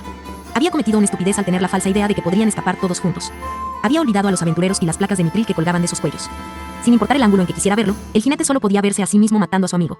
En silencio, el jinete se despidió de su compañero y con pesar tomó su espada. Él había cometido el error de haber llamado a su amigo a una muerte segura, pero esa chica frente a él, si la mataba, incluso la muerte de un grifo, para el imperio se volvería sagrada. El jinete se lanzó hacia la mujer que inmutable sostenía su arma. Nimble no gritó o advirtió, no intentó detener al jinete pues comprendía el gran vínculo que existía entre ese hombre y la bestia. Cada hombre que se digna de llamarse a sí mismo jinete de grifo, había criado a su compañero desde el huevo, los cuidaban y querían casi más de lo que cualquiera de ellos podría sentir por un hijo, por lo que aquella furia ciega era lógica. Este hombre había escuchado caer a un ser amado, y tendría que vivir sabiendo que fue su culpa. Sin embargo, el dolor y la ira no eran lo mismo que la habilidad y el poder. Cuando el jinete estuvo a rango de la espada de la chica, la joven Henry, con un fino movimiento, golpeó al jinete en el pecho, y con una fuerza titánica, más digna de un ogro que de una humana, Henry hizo volar el cuerpo del jinete. El hombre se estrelló contra la pared de la cabaña haciéndola temblar, y tras eso, el jinete se quedó en el suelo escupiendo sangre sin poder moverse. Y Henry, tras ver al jinete derrotado, miró al frente, miró a Nimble y repitió: Lizzie, Firea, gritó la doncella de la espada a los 2 espectadores que miraban anonadados el cuerpo del jinete. A la anciana reaccionó, y trató de hacer que su nieto saliera junto con ella, pero este se negó. Lizzie entendió la mirada en el rostro de su nieto, y lo dejó solo para que, como todas las noches, este niño apoyara a la mujer a la que amaba. Sin embargo, esta vez no le daría ayuda usando sus pociones o los pocos hechizos de apoyo que conocía. Firea sacó el pergamino de mensaje que estaba escondido en sus ropas. Lo hizo a propósito, quería que Nimble lo viera, con el objetivo de que éste se distrajera. Funcionó. Nimble sabía lo peligro que era pelear contra esta mujer, también sabía que los aventureros del exterior entrarían en cualquier momento, y si encima llamaban a esa mujer llamada en toma de la que hablaron con tanto respeto, seguramente Nimble y el moribundo jinete se encontrarían rodeados por un gran número de fuerzas enemigas, y sin el grifo para llevarlos. Su orgullo como caballero no le permitiría dejar un hombre atrás, y su corazón como guerrero no le permitiría retroceder sin haberlo dado todo antes. Pero primero, antes de realizar el brillante escape, Nimble debía evitar que llamaran a más enemigos. Henry vio como Nimble miraba a Anfidea, comprendió que este estaba sirviendo de señuelo para que la campeona diera un ataque decisivo, pero descubrió que aún era muy torpe, ignorante e ingenua. Era imposible que alguien como Nimble llegara a su posición sin nada más que sus armas. Aircourt, gritó el guerrero mientras daba un golpe de su espada. Una pequeña luz blanca salió disparada de la punta del arma. Era un ataque a distancia que sin lugar a dudas mataría a alguien como Anfidea. El ataque de Nimble tocó la carne. El blanco se tiñó de rojo. El farmacéutico miró horrorizado la sangre, y con un grito agónico, Henry pronunció el nombre de su salvadora. Henry se lanzó hacia el ataque sin temor alguno, dispuesta a defender la vida de su amigo, y confiando en la armadura que le fue otorgada, recibió el ataque de lleno. Las defensas naturales de Henry eran bajas, su nivel aún era pobre. Hace unas semanas no era más que una pobre campesina que ahora se enfrentaba a uno de los más grandes guerreros en la historia del imperio. Pero los aventureros escucharon el grito, y ante la idea de que Henry se encontrara herida, todos entraron como un torrente al interior de la cabaña. Los aventureros de Niner eran poderosos, pero no lo suficiente para enfrentar a Nimble solos. Cabaña. Los aventureros de Niner eran poderosos, pero no lo suficiente para enfrentar a Nimble solos. El caballero imperial entendió esto, y acorralado se lanzó a la herida Henry para asesinarla en el acto. Si la mataba en estas condiciones no ganaría el título del más fuerte, pero salvaría al jinete y libraría a su nación de un poderoso enemigo. Nervioso, dio un gran salto para llegar hasta Henry, y mientras caía hacia la chica, el caballero se preparó para darle uso a su mejor arma. Rengen. Gritó Nimble, pero antes de poder conjurar su habilidad, sintió como el aire le faltaba, sintió que no podía expulsarlo por la garganta. Cuando debía dar el tajo, Nimble se sintió sin fuerzas, y solo cayó al suelo como una marioneta sin hilos. Justo al lado de Henry, quien suavemente dijo, Anavira Kato, corte de pétalo, susurró para sí misma a Henry. Mientras Nimble caía en lo que claramente había sido un ataque suicida, Henry usó una técnica que hasta ahora solo había logrado usar contra las hojas que caían de los cedros. Era un corte simple, rápido y preciso, algo que requería poca fuerza pero al igual que los hechizos de Yggdrasil consumía mana. No era un arte marcial. No era algo que hubiese aprendido imitando a los asesinos que atacaban el pueblo antes del amanecer. Era algo que la propia Henry había desarrollado al intentar cortar las hojas de los árboles al caer cuando no tenían nada que hacer. Era una técnica que nació en ella cuando subió su primer nivel como doncella de la espada, aunque sin importar de dónde hubiese venido dicha habilidad. Lo cierto era que la curiosidad y el talento nato de una niña, combinado con el entrenamiento con Gazef, dieron como resultado la derrota de uno de los 4 caballeros imperiales a mano de una joven campesina. Sin embargo, la chica no se sintió orgullosa de su victoria, se sintió ajena a ella, y la verdad era que había logrado dar ese golpe cuando Nimble cometió un gran error al sobreestimar la seriedad de Henry. La chica simplemente recordó las palabras de Gazef: no puedes esperar a que el enemigo se equivoque. Maldijo su debilidad y atribuyó la victoria al equipo prestado que ya tantas veces la había salvado. Los aventureros asustados la miraron herida, pero Henry, en lugar de pedir ayuda para sus heridas, señaló a Nimble y al jinete, quienes se encontraban peleando por sus vidas. El jinete tenía muchos huesos rotos y a Nimble le habían rebanado la garganta. A ninguno de los dos les quedaba mucho tiempo en este mundo, y eso era algo que a Henry le preocupaba mucho. Con todo su corazón, la niña quería que esos dos se salvaran, e incluso Anfidea procuró salvar a Nimble antes que curar a Henry, quien se había lastimado intentando protegerlo. Pero eligió primero salvar al enemigo antes que sanar a su salvadora y amiga, pues Henry, esa joven e inocente niña, aún no estaba preparada para cargar con el peso de haber arrebatado una vida. Henry se encontraba fuera de la cabaña, esperando preocupada, de la misma manera que lo haría una amante, una madre o una amiga. Aguardaba pacientemente a que Anfidea saliese para darle una buena noticia. Fue cuando el sol del mediodía brilló sobre carne. Fue solo tras largas horas de tratamientos con hechizos y hierbas que por fin Fidea salió de la cabaña donde se encontraban el jinete y Nimble. El muchacho se miraba cansado, pero a su vez, aquella sonrisa que dibujaba en su rostro indicó a Henry que aún no había cometido aquel pecado mortal que aún no estaba dispuesta a enfrentar. Gracias, Fidea, o le dijo cansada a su amigo. Fidea, seguramente exhausto por las largas horas de pie, se sentó a un lado de Henry, reposó su cabeza sobre el hombro de la campeona y con cierta culpa le respondió: debería ser yo quien diga eso. ¿Cómo están tus heridas? Bien, supongo. Henry observó el corte que había recibido por el ataque de Nimble. Esa herida causada por salvar a su amigo le había dolido de una manera especial, e incluso, en un principio creyó que la herida había sido profunda, y lo había sido. Henry pudo ver parte de su clavícula. El ataque de Nimble era de propiedades penetrantes, por lo que ignoró la armadura que le había sido dada a Henry y como resultado del ataque fue herida, pues sus propias defensas básicas eran mediocres. Ello le recordó algo muy importante a Henry. Aún era débil, y su fuerza actual era una mentira sostenida por los tesoros que Momonga le había otorgado. Seguramente el Overlord conocía las limitaciones de una chica con tan bajo nivel, pues antes de irse a la capital, entregó a Henry un listón que contaba como corona y casco, el cual le dio a Henry un gran aumento de regeneración de HP. Como consecuencia de ese factor curativo, ahora cuando Henry intentaba ver su herida, tan solo se encontraba con su piel intacta. No, incluso parecía que su piel era ahora más tersa que antes. Cansado, Fidea dijo entonces una verdad, algo que lo había estado molestando desde hace algunas horas. Tendremos que informarle de esto a Ainsaman, dijo con un poco de miedo el farmacéutico, quien aún no confiaba en aquel hombre que entregó un arma y nombró campeona a la mujer que amaba. Fue entonces cuando Henry miró con pena a su amigo. Claro, ustedes aún lo conocen por ese nombre, pensó Henry, quien ya era consciente de dos grandes verdades concernientes a su benefactor, las cuales eran el nombre y la naturaleza no muerta del mismo. Henry no sabía por qué a ella se le había permitido conservar dichos recuerdos, ya que a su hermana estos le fueron borrados. Más la razón de Momonga para esto fue personal e inconsciente, ya que al ver en Henry cualidades que le agradaban, permitió que la chica conservara esa información para ganarse su confianza. Henry era precavida, humilde y sobre todo paranoica, todas cualidades apreciadas por Satoru Suzuki y Momonga. Ya he llamado a Entoma-sama, declaró Henry Fidea bajo la mirada y se dedicó una sonrisa pesada a sí mismo. El chico debió creer que Henry no confiaba en sus habilidades para salvar a Nimble y quiso pedir ayuda al poderoso hechicero Ainz, pero la razón de Henry para hacer aquello fue un tanto diferente. Gazef-san no vino hoy al pueblo, me pareció raro al principio. Después pensé que quizás el imperio estaría atacando la base secreta de Ainz-sama y llamé a Entoma para confirmar que todo estuviera bien, y al parecer todo está en orden, pero Ainz-sama ordenó un encierro en su fortaleza y dijeron que no podrán venir hasta hoy en la noche. ¿Por qué? ¿Pasó algo malo? Henry negó con la cabeza. No lo creo, si fuera así, seguramente hubiesen mandado más seguridad al pueblo, o quizás solo confían en ti para defendernos, se escuchó la voz de una anciana. Henry volteó hacia arriba, y desde la ventana de la cabaña se asomaba Lizzie Beba, la abuela de Fidea era quien le hablaba. Los invitados tienen que decirte algo, y le dijo Lizzie con una gran sonrisa a la preocupada niña. ¿Qué querrían decirle a aquellos que hoy fueron sus víctimas? Al interior de una vieja iglesia, un hombre de armadura blanca y largo cabello negro le rezaba a la figura de un espadachín, uno de los 6 dioses, al cual el lancero sagrado Ryuji servía. Aquella ominosa escena, de un santo espiando sus pecados frente a su dios, fue perturbada por la voz de una mujer, aquella que cargaba en sus orejas adornos parecidos a las, aquella que alguna vez fue portadora de un arma definitiva, capaz de erradicar el bien y el mal de la tierra. Kaede-sama y Braynon Glaus ya se encuentran fuera del reino. Llegaron a la teocracia en aproximadamente 3 días, que el lancero se puso de pie y miró a la mujer de cabello dorado y expresión somnolienta que lo miraba. ¿Y tu arma de los dioses?, preguntó el lancero Ryuji, refiriéndose al juicio de Horus. Se encuentra sellada al interior de Kaede-sama y conociendo la importancia de dicha arma, aquellas palabras debieron ser literales.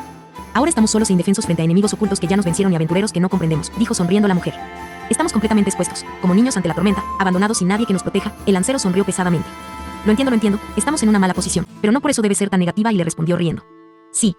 Tiene razón, solo que me molesta un poco la situación en la que nos metimos. Después de todo, Ryuji, ¿realmente crees que valga la pena perder nuestras vidas en esta apuesta?, preguntó sarcásticamente la mujer. El lancero fingió sorpresa. Mis oídos deben estar fallando, ¿o es que acaso escucho a Canto Divino temer por su vida?, preguntó pícaramente el lancero. Vamos, sabes a lo que me refiero. Si ambos morimos aquí, esa niña tendrá que lidiar con todo el desastre que dejemos. Lo que digo es, ¿realmente valdrá la pena?, el lancero se puso serio. Ciertamente, ellos dos eran todo lo que quedaba de la escritura negra, y de ser asesinados esa niña tendría que salir a lidiar con las grandes amenazas que acosaban al mundo. Podía ser que incluso se debiera ver involucrada con el rey elfo, algo que tanto los altos cardenales y el lancero deseaban evitar. Pero dadas las circunstancias, en una sola noche casi toda la escritura negra fue eliminada por solo 2 enemigos, cada uno con un poder abrumador y que además tenían en su poder ítem mundial. Canto Divino recordó con dolor ese momento en el que presenció el final de muchos de sus amigos. Y mientras realizamos nuestra huida nos topamos a 3 aventureros novatos con el poder para enfrentarnos o matarnos, su reflexión o el lancero Ryuji, recordando a las 2 damas que lo besaron. ¿A qué quieres llegar?, preguntó confundida la mujer. ¿Cuál es la posibilidad? ¿Qué posibilidad hay que 2 grupos de enemigos tan formidables se encuentren en el mismo reino? ¿Y justo después de que un tercer grupo tomara prisionero al humano más poderoso del mismo? Hasta donde sabemos, ahora mismo solo dentro del reino hay 9 personas con un poder suficiente para conquistar naciones por su propia cuenta. El ninja y la guerrera de armadura negra que erradicaron del mundo a la escritura negra. 2 el hechicero, el monje y el guerrero oscuro que hicieron frente al lancero y además resistieron un golpe de la lanza sagrada. 3 una doncella de la espada que venció a Gazef y su banda de guerreros, un hechicero que derrotó a un ejército con un solo hechizo, y otro monje y asesino del desierto que conquistaron un pequeño pueblo a las afueras del reino. 4. Es simplemente imposible que 3 seres tan poderosos se hicieran presentes al mismo tiempo. Deben estar relacionados, y además está esa extraña historia de los Kurata. El lancero Ryuji rememoró esa extraña historia contada por la aventurera Lakios, la más aclama y prestigiosa guerrera sagrada de Restice. Si todo sale mal, podríamos estarnos enfrentando a una alianza. No, en el peor de los casos, puede que estemos enfrentando a un mismo enemigo que finge estar separado. Ryuji apretó su lanza con gran fuerza. Si terminamos muertos después de ver a los aventureros, entonces al menos los demás en la teocracia sabrán que no deben confiar. Entonces moriremos por información, agregó la mujer. No, respondió alegremente el lancero. Moriremos por la humanidad. Al interior del Reino Santo, un país que hacía frontera por el este con el Restice, se habían reunido dentro del palacio las 3 figuras militares más importantes de aquella nación. Kerland Custodios, líder del sacerdocio y pieza importante en la religión, una posición con un poder abrumador considerando que el Reino Santo era una nación profundamente religiosa. Remedios Custodios, campeona del reino, la máxima espadachín de esas tierras y líder de la Orden Paladina, una mujer que a sus 25 años se había ganado su puesto por mérito propio, gracias a la fuerza que según se decía, le permitiría a Remedio enfrentarse y salir victoriosa contra un ejército ella sola. La última, y quizás más importante de las tres presentes, la reina Santa Calca, quien fuera la más joven de su linaje y primer mujer en tomar el trono de aquella nación, que ganó su posición gracias a su genio con la magia sagrada y la amistad que sostenía con las hermanas Custodios a las que muchos llamaban sus alas. Estas tres mujeres discutían por el informe que habían recibido hace tan solo unas horas, en el que se confirmaban los miedos que habían tenido durante algún tiempo. Los espías en el reino habían confirmado que el capitán guerrero Gazef Stranov, quien se decía era el humano más fuerte en la región, había sido derrotado por una joven guerrera dorada que era acompañada por un hechicero de poder abrumador, que venció a un ejército con un solo hechizo, y por otro par de hombres, un asesino y un monje que según se decía, tendrían un poder similar al de la guerrera y el hechicero. La información era confiable, los espías eran buenos y cercanos a la corona, pero aún así, las tres mujeres no podían creer el contenido de los informes. ¿Esto es cierto, Kerland?, preguntó duramente Remedio a su hermana menor. Sí, si confías en los espías es verdad. Gazef Stranov fue derrotado y capturado dentro de un insignificante pueblo en la frontera, y según parece esto sucedió durante una misión para recuperar el control de la zona, después de que fuera tomada por tan solo 4 personas entonces, eso quiere decir que lo derrotaron entre los 4. Kerland se llevó las manos a la cabeza. No leíste el informe. Remedios no mostró cambios en su expresión. Por la forma en la que la miraba Remedios, Kerland entendió que su hermana mayor ya había olvidado el contenido del informe. Pensaba que quizás no quedaba nada dentro de su cabeza más que la frase Gazef fue derrotado después de todo. Ella podría ser una genio con la espada, pero era bastante inútil para todo lo demás. Siendo sincera, yo tampoco lo tengo muy claro. El informe dice que la guerrera venció a Gazef ella sola, pero también hay notas que indican que lo hizo con ayuda del hechicero mencionó Calca. Kerland no sabía si la duda era auténtica o solo quería ayudar a que Remedios entendiera, pero en cualquiera de los dos casos, ambas dudas fueron resueltas por la explicación de Kerland. Bien. ¿La guerrera venció a Gazef sola? La respuesta es sí y no. Según dicen, el hechicero lanzó algunos extraños hechizos de bufo sobre ellas, pero incluso antes de eso, la chica ya tenía a Gazef contra las cuerdas. Todo parece señalar que la chica pudo haber matado a Gazef ella sola, pero que requirió del hechicero para poder capturarlo. ¿Gazef llevaba sus tesoros sagrados?, preguntó Remedios como si estuviera molesta. No, tan solo llevaba un equipo de adamantinas sin encantamientos especiales, terminó agregando Kerland. Si bien la sacerdotisa hacía sonar que Gazef estaba en desventaja por no tener su equipo, la verdad era que aún si sus tesoros era un enemigo de cuidado. Quizás la propia Custodios estaba molesta porque ella misma no confiaba en poder derrotar a Gazef en un duelo. Saber que había alguien allá fuera más fuerte que el capitán guerrero era una idea aterradora y frustrante a parte iguales. La paladina más fuerte del reino santo sentía como su orgullo era perforado. Y mientras Custodios se rompía la cabeza intentando aproximar la fuerza de la guerrera dorada, la reina Santa y Kerland consideraban el impacto que tendría la pérdida de Gazef para el reino. No era un secreto que Restice se encontraba en decadencia, y su caída estaba próxima gracias a las invasiones anuales que realizaba el reino, y solo eran frenadas por el miedo a la muerte de los caballeros imperiales, soldados profesionales a los cuales era muy costoso entrenar. Sin embargo, ahora con la caída de Gazef y la debacle en la moral del reino, podía ser que el imperio diera su golpe final y terminara por fin con la existencia de Restice. Cosa que sería mala noticia para el reino santo, pues si una gran cantidad de humanos moría, eso solo significaría que los heteromorfos y demás monstruos podrían propagarse con mayor facilidad, y si sus números crecían, el reino santo podría verse acosado por un ataque masivo por parte de esas criaturas. La caída de Restice no era buena noticia para Calca y su nación. Pero aún peor era pensar en qué pasaría con esos temibles enemigos que aguardaban en el pueblo carne. ¿Quiénes eran? ¿Qué querían? Lo único tranquilizador que habían sobre ellos es que aparentemente los 4 eran humanos. Incluso había rumores que indicaban que habían llegado al pueblo carne tras haber defendido a la población de un ataque causado por enemigos desconocidos. Calca quería creer los 4 monstruosos enemigos del Restice habían luchado contra heteromorfos, pues si era así, entonces esos 4 habían mostrado benevolencia y amor por la humanidad, dos cosas que los convertiría en excelentes aliados. Pero más importante, la razón por la que a Calca y Kerland les resultaban tan interesantes esas 4 personas era porque no parecían estar afiliadas a ninguna nación, e incluso había informes que indicaban que la guerrera dorada se encontraba defendiendo el pueblo y que además aceptaba el desafío de cualquiera que quisiera retarla. Tales acciones no podrían ser realizadas por una persona subordinada a una nación. Tales acciones solo podrían ser permitidas por un grupo de guerreros puros e independientes. Tales acciones podrían venir de un grupo que aceptaría pagos a cambio de servicios. Kerland y Calca determinaron que debían aliarse con aquellas personas, o en el mejor de los casos, contratarlas como mercenarios para las criaturas que amenazaban su nación. Y mientras Remedios aún pensaba en la guerrera dorada, Calca ya planeaba una estrategia para traer a su lado a aquellos poderosos seres. Kerland incluso se atrevió a decir que podrían ofrecer riquezas y títulos a la guerrera para traerla al consejo, pero Calca determinó que aún era muy pronto para hacer eso. Sin embargo, si esos 4 resultaban ser potenciales aliados, ofrecerles eso no estaba fuera de discusión. Una vez terminada la reunión se le ordenó a Remedio partir a aquel pueblo, no sin antes haber elegido a 2 de los 9 colores para que le acompañaran, los más grandes y notables combatientes del Reino Santo. Ser escudera de un paladín era un trabajo muy ingrato, se tenía todo el trabajo y casi ninguna de las ventajas. La escudera que ahora caminaba deprimida a su casa era una de esas desdichadas personas. Curiosamente hoy recordaba su mayor recompensa desde que se había vuelto escudera. Un plato de sopa caliente durante la cena que además tuvo que comer al lado de los caballos que cuidaba. Sin embargo, y sin importar qué tan difícil le resultara, seguía siendo parte de su entrenamiento para conseguir su sueño. La chica ansiaba el título de paladín, y sin embargo no parecía que jamás fuera a obtenerlo, quizás porque carecía de talento, y quizás también fue por eso que sus superiores la excluyeron de la misión a la que se dirigían. Según había escuchado, un grupo especial se infiltraría en el reino, algo para lo que el talento de la chica como vigía podría ser vital, y sin embargo sus superiores no escucharon sus argumentos cuando ella expuso esto. Así que derrotada caminaba hacia su casa que seguramente se encontraría vacía como cada vez que iba, así que como siempre ya tenía preparada su llave, dispuesta a pasar sus vacaciones forzadas encerrada en su casa mientras entrenaba con la espada. Sin embargo, al llegar notó la puerta abierta y mucho ruido al interior de su hogar. Con su gran odio logró identificar varios sonidos y voces, no eran ladrones. Sorprendida abrió la puerta y se encontró con sus 2 padres, con ambos en casa, algo que muy rara vez pasaba incluso en días de fiestas religiosas, pues su padre tenía un puesto importante como guardia en la muralla que defendía al reino de los demi-humanos, y su madre era una poderosa paladina que regularmente incursionaba fuera del país. Neya, gritó su padre alegre al ver a su hija entrar por la puerta. Aquel hombre de cabello rubio y ojos negros iguales a los de ella la abrazó con cariño y ternura, mientras su madre la miraba de manera bastante cruda. Papá, ¿qué hacen aquí?, preguntó la escudera. Y tras un momento de duda, la razón de esta reunión familiar se dio a conocer. Su padre y madre habían sido seleccionados para la misión que se realizaría a las afueras del Reino Santo, y dado el riesgo que esto implicaba habían recibido un permiso especial para despedirse de su única hija.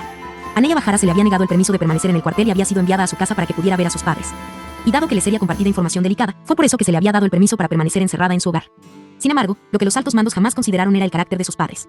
Al enterarse de que su inútil hija había sido excluida de la misión, su madre, una poderosa e indolente paladina, se molestó a tal punto que parecía iba a propinarle una paliza a su hija debido a su debilidad e incapacidad de alcanzar el puesto por el que tanto había estado luchando. Tampoco se consideró el carácter dócil del padre, que al ver la furiosa de su esposa y las súplicas de su hija, hizo algo que, si bien estaba a su alcance debido a su posición como uno de los 9 colores, podría ser tomado como un abuso de poder.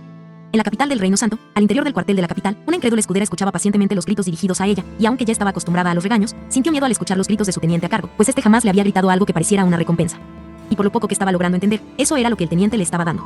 Vacaciones por 3 semanas, y no quiero volver a verte aquí hasta entonces, Baraja, gritó un molesto teniente a la escudera que aún escuchaba perpleja.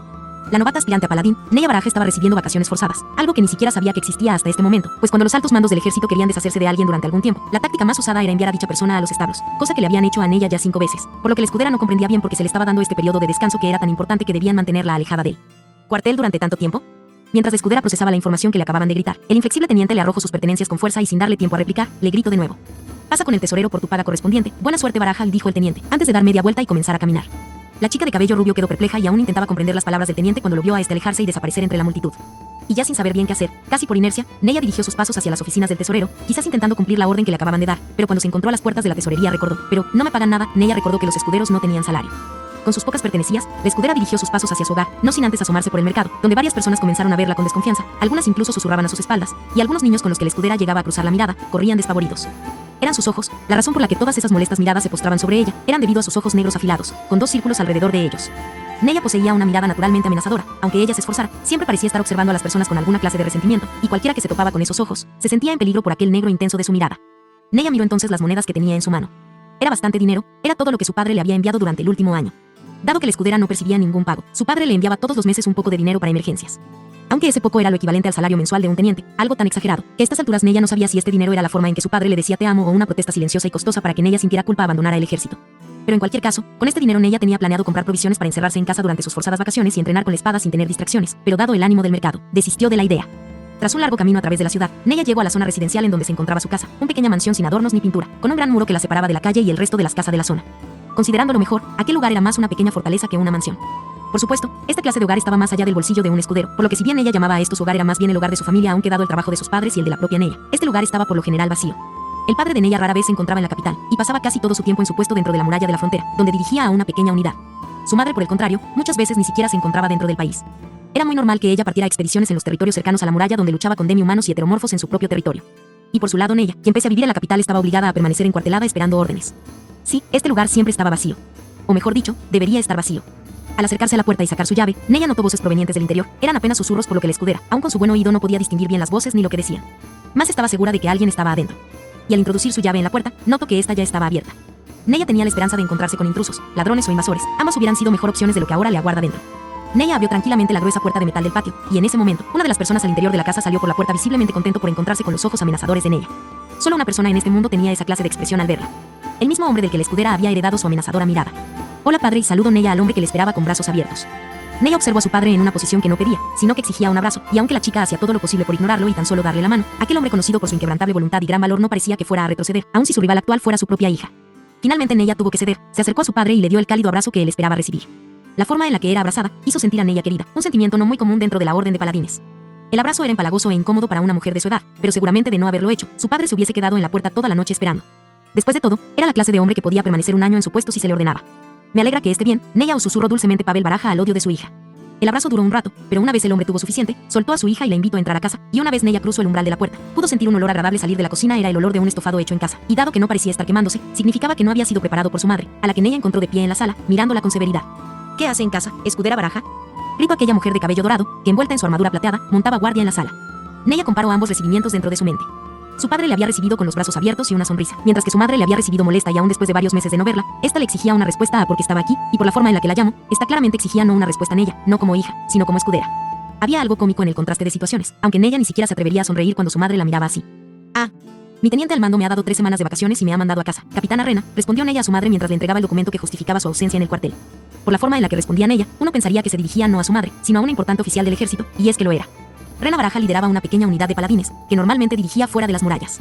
Era una combatiente temible y la razón por la que Neya había apuntado a ser escudera, pero Rena recibió el documento, y sin siquiera intentar leerlo, lo arrojó al suelo y le dio una fuerte bofetada a Neya, la cual terminó por mandar a la delgada chica al suelo. «¡Alto!», gritó Pavel, consciente de que lo único que podía esperar de su esposa en ese momento sería otro golpe hacia su hija. Al ver que su esposo se había puesto en medio, Rena se detuvo, y tan solo pudo ver cómo su hija hacía un patético esfuerzo por levantarse, cosa que la hizo enfurecer aún más. «¿Qué has hecho todo este tiempo? ¿Cuánto más pretendes permanecer como escudera?», gritaba molesta. «Eras perfecta para esta misión. Pero te excluyeron por ser débil». «Espera, Rena», gritó Pavel, intentando que su esposa no dijera algo que no debía. Pero a Rena, quien jamás fue buena midiéndose en ningún sentido, las palabras de su esposo no le fueron suficiente para detenerse. «Tenías todas las cualidades para pertenecer al equipo de expedición. Pero gracias a que has perdido todo este tiempo, tuvieron que llamar a tu padre. Tuvieron que retirar a un color de la muralla, tan solo porque la escudera perfecta para el trabajo era demasiado débil. Aún en tu mejor oportunidad eres inútil. N.I.A. ¿Por qué te permití unirte a la orden si no eres capaz de realizar un trabajo para el que naciste? Ya basta, capitana». A estas alturas, Pavel solo podía detener a su esposa hablándole como un superior del ejército, solo de esa forma podría traer a la realidad su esposa. Y mientras Pavel enfrentaba a aquella imparable capitana con la que se casó, Neya se levantó, y sin siquiera darle importancia a su mejilla hinchada, preguntó, ¿de qué misión hablan? Neya era consciente de su propia debilidad y falta de talento. Sin importar cuánto se esforzara, simplemente no era capaz de hacerse más fuerte, y a cada día que pasaba, Neya veía más lejano su sueño de ascender como paladín. Neya no tenía problemas con su madre la llamara inútil, quizás realmente lo era.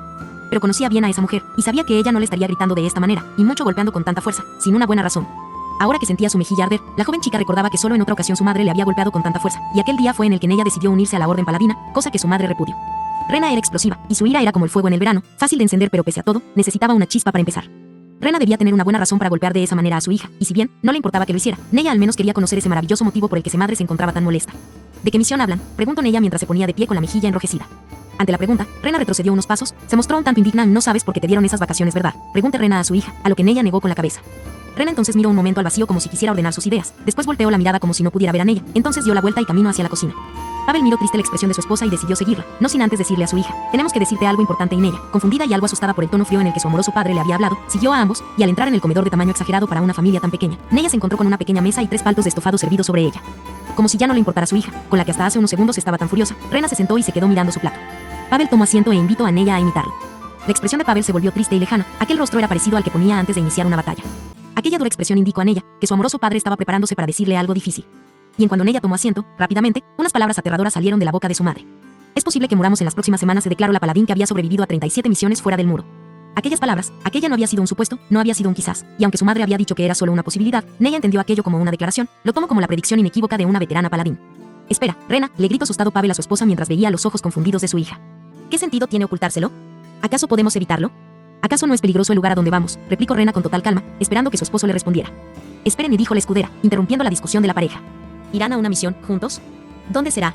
¿Quiénes más irán?», preguntó la joven. Neya había crecido sabiendo que alguno de sus padres podría morir cualquier día. Era consciente de que eso era una posibilidad. Su madre era una paladín y su padre un guardia de la muralla, por ello durante años se había hecho a la idea de perderlos, pero el que esto sucediera al mismo tiempo era algo que jamás había considerado, y si ahora su madre declaraba que ambos podrían morir, significaba entonces que partirían juntos a algún lugar peligroso. ¿Pero a dónde? ¿Qué clase de infierno requeriría llevar a una de las espadachines más mortales del reino, y el mejor arquero de la muralla? Pronto un lugar así apareció en la mente de Neya, algo que aún era un rumor entre las filas del ejército. Algo que ahora su padre le confirmaba. «Dado que eres una escudera aún no lo sabes», dijo Pavel. «Pero, la batalla del pueblo carne, donde derrotaron al Gesef Stranov, parece ser que fueron solo 4 personas las que derrotaron al ejército de Restice y capturaron al capitán». Pavel se equivocaba, aunque era cierto que la información exacta no había sido compartida con personas de bajo rango en el ejército, los rumores de una batalla como la de carne harían eco por todas partes. Los escuderos sabían que el ejército de Restice había sido masacrado, y había rumores de que el capitán guerrero Gasef había sido derrotado, pero nadie había pensado por ningún momento que tal hazañas hubiesen sido realizadas por tan solo 4 personas. Las teorías más realistas incluían a Paradine, el hechicero más poderoso del mundo, al ejército de Barut y a los 4 caballeros imperiales.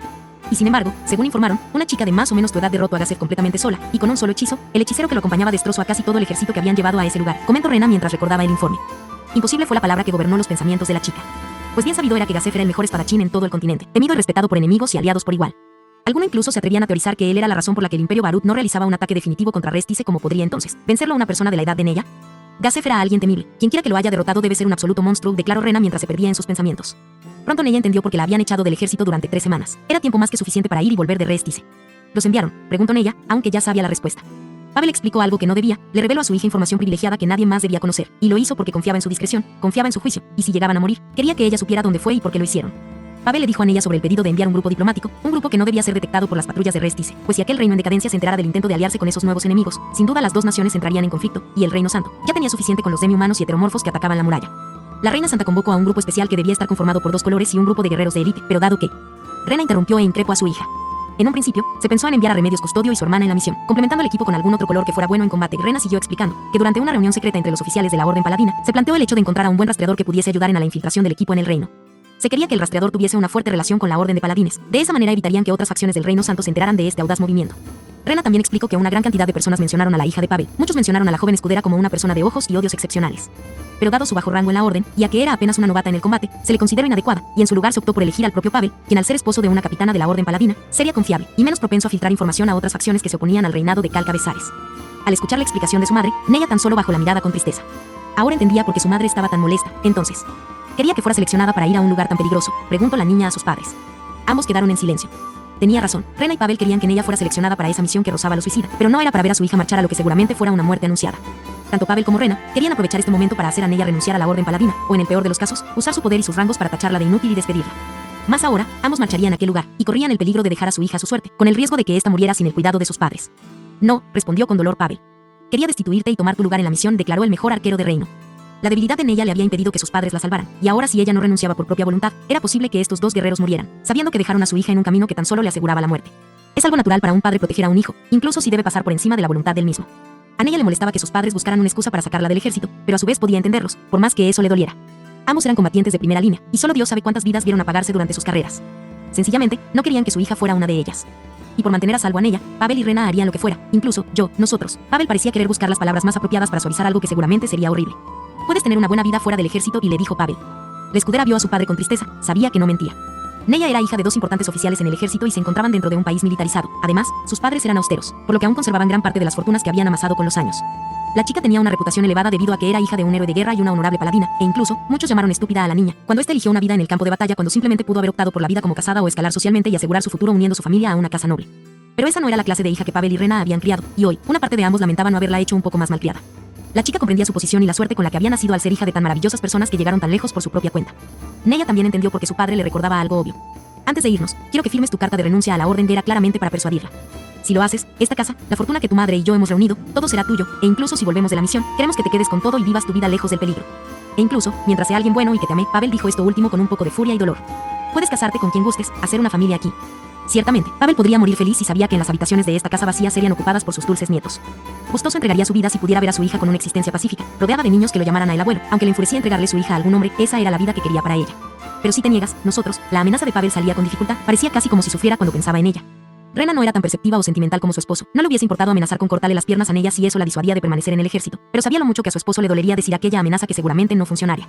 Rena sabía al tipo de hija que había criado, aquella mocosa que se levantó incontables veces aquel día que decidió convertirse en paladina, no retrocedería a su sueño tan solo porque Pavel la amenazara con desheredarla.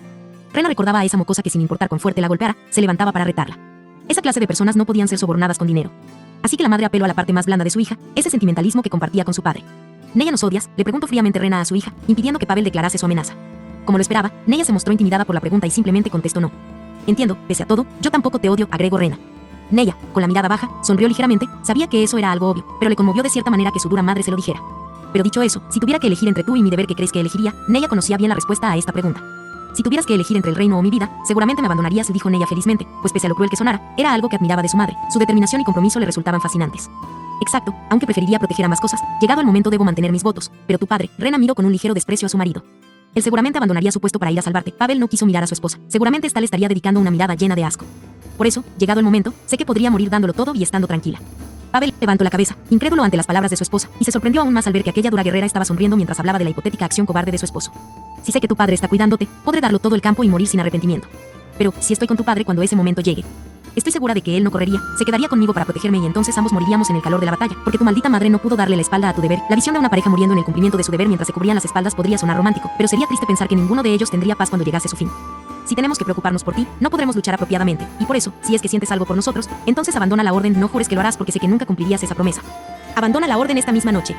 Deja que tu padre y yo cumplamos nuestro deber con todas nuestras fuerzas. Y si sobrevivimos, quizás ya no puedas volver a la orden de paladines, pero te juro que haré que tu padre te lleve con él a la muralla. Mentía, Rena mentía, jamás permitiría que su hija terminara apostada en un lugar tan peligroso. Y sin embargo, a diferencia de su esposo, ella era buena para mentir, pues incluso Pavel parecía estar temeroso por esa promesa, y en su cara se dibujaba un rotundo no a esa propuesta. Pero por otro lado, parecía ser que la táctica de Rena había sido más efectiva. Neya se veía confundida. Temerosa, seguramente se preguntaba cómo lidiaría a ella si se convirtiese en la responsable de la muerte de sus padres. Jugar con los sentimientos era cruel, pero parecía ser efectivo. Pavel tuvo que ver en silencio cómo esa táctica hacía estragos sobre el corazón de su hija. Neya entonces se puso de pie de manera violenta, vio a los ojos a su madre y encontró en ella una mirada triste, fingida. Entonces, la chica declaró su resolución. Entonces llévenme con ustedes, le gritó, le escupió a su madre su respuesta. Esta mocosa. Pensó furiosa Rena al ver el rostro sonriente de su hija. La paladín se puso de pie y cuando se encontraba a punto de darle una nueva bofetada a su hija. ¿Creen que soy estúpida? Les pregunto furiosa. O sí, puede que sea débil, pero no soy tan estúpida para que me engañen de esta manera. ¿Realmente quieren que crea que van a morir en una misión de paz? Dijeron que irán a proponer una alianza a esas personas que derrotaron a Gasef. ¿Por qué entonces habría peligro de morir? Incluso si Vías Teas descubriera la operación, con el Capitán Guerrero capturado realmente hay alguien que pueda detener a un grupo constituido por 3 colores. Puede que una novata lo vea así. Pero los enemigos, yo también soy parte de la orden. ¿Creen que los rumores no se han colado dentro del cuartel? Muchos hablaban de cómo esas personas salvaron al pueblo.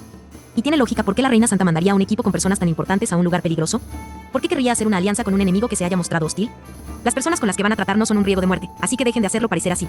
Un silencio se extendió en la cocina, y los padres de Neya mostraron expresiones difíciles, mas no parecía ser por la vergüenza de intentar engañar a Neya. Tiene razón, vamos a una misión de paz, y aparentemente las personas que veremos son lógicas y tendentes a aceptar una alianza, declaró Pavel. El problema, la persona que comandara la misión, Rena, se llevó las manos a la cabeza y Pavel se cubrió la cara con vergüenza. ¿Por qué mierda la Reina Santa confía tanto en ella? Neya miró confundida a su padre. ¿Era un acto? Le resultaba difícil de creer. Tenemos miedo de morir, porque la misión será comandada por la capitana Remedios. El nombre de la más brillante espadachín que había visto el reino en el último siglo salió a relucir sobre esta mesa. Neya había escuchado maravillas de la capitana, pero sus padres parecían sufrir. Esperen, ¿por qué esas caras? La capitana Remedio es. Rena no dejó que su hija alabara a esa mujer. Es una niña estúpida *da, pedante e impulsiva que hará que nos maten si los contrarios nos dan una negativa, dijo Rena sobre aquella brillante guerrera. Pavel y su esposa eran combatientes de primera línea, y a diferencia de Remedios, quien tan solo se había hecho fama por atacar de frente y salir victoriosa por su fuerza bruta, ellos debían romperse la cabeza en cada misión, debían cuidar sus pasos y ser pacientes para evitar que sus subordinados murieran de una manera estúpidamente valiente. Pero si eran liderados por esa mujer, estaban seguros de que su muerte era el resultado más lógico. Quizás Neya no lo entendía, y era justo por eso que no tenía madera como guardia de la muralla o paladina. Hay seres muy poderosos en este mundo, hay enemigos que no pueden ser vencidos por la fuerza bruta, y aliados que deben ser tratados como rivales. Pero esas clase de cosas que eran lógicas para los veteranos, jamás podrían ser bien aplicadas por novatos. La discusión siguió por un buen rato, hasta que todos llegaron a un acuerdo. Neya terminó por hacer que sus padres la llevaran a la misión como una vigía, para que pudiera demostrar sus habilidades. A Neya se le hizo prometer que renunciaría a la orden si no era ascendida después de la misión y que escaparía si se libraba alguna batalla. Después de todo, si una escudera se negaba a participar en el combate y volvía al cuartel como una cobarde, sería sacada al instante. Fue así como empezó el plan de Neya y de sus padres. Fue así como la joven escudera se unió al grupo que marchaba hacia una amenaza que subestimaban. Con esto acaba el fanfic de hoy. Espero que les guste a todos los que hayan visto este nuevo fanfic. Nos veremos la próxima vez que suba capítulo. Les deseo buenos días, tardes o noches, y si te gustó o lo disfrutaste, compártelo, para que más personas puedan ver este gran fanfic.